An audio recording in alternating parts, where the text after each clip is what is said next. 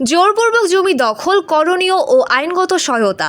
জোর করে বা হুমকি দিয়ে কোনো ব্যক্তি বা গোষ্ঠী যদি অন্যের জমিতে প্রবেশ করে এবং সে জমি নিজের বলে দাবি করে কিংবা ভোগ দখলে নেয়, তাহলে সেটি জোরপূর্বক জমি দখল হিসেবে বিবেচিত হয়।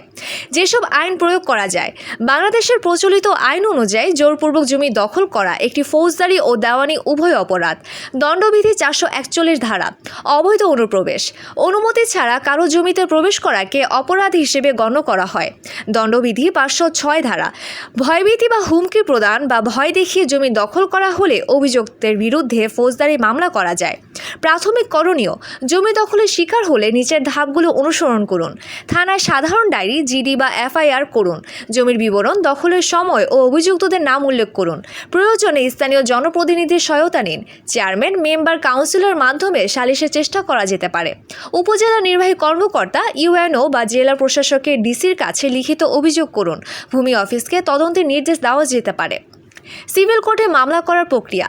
প্রশাসনিক ব্যবস্থা কাজ না করলে আপনি সিভিল কোর্টে মামলা করতে পারেন। এই প্রক্রিয়া যা করতে হয়, মালিকানা সংক্রান্ত মামলা দায়ের করুন।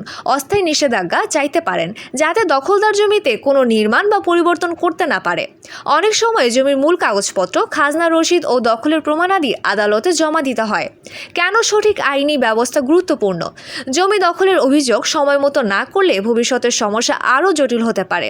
সঠিক সময় ব্যবস্থা না নিলে দখলকারী ফৌজদারি মামলা থেকে বাঁচতে পারে এবং এমনকি জমির মালিকানা দাবিও করে বসতে পারে।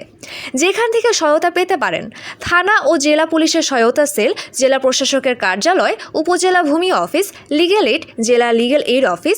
অর্থনৈতিকভাবে অসচ্ছল ব্যক্তিরা বিনামূল্যে আইনজীবী সহায়তা পেতে পারেন। জোরপূর্বক জমি দখলের ঘটনা অনাকাঙ্ক্ষিত হলেও ভুক্তভোগী হিসেবে আপনাকে হাল ছাড়লে চলবে না। আইন আপনার পাশে আছে, শুধু সঠিক পথে এগিয়ে যাওয়াই মূল বিষয়। দ্রুত ব্যবস্থা নিন, আইনগত প্রক্রিয়া অনুসরণ করুন এবং প্রয়োজনে দক্ষ আইনজীবীর সহায়তা নিন।